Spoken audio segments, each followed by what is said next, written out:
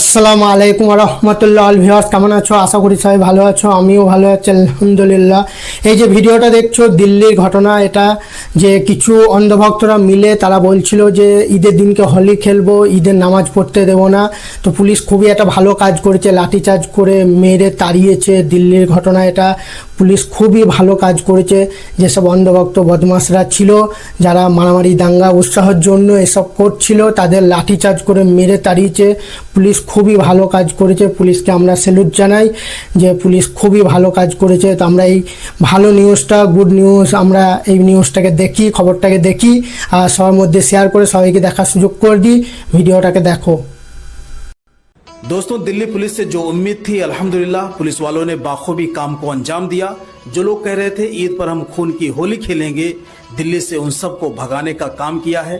ऐसे पुलिस वालों को मैं दिल से शुक्रिया अदा करना चाहता हूं और दिल से सलूट करना चाहता हूं।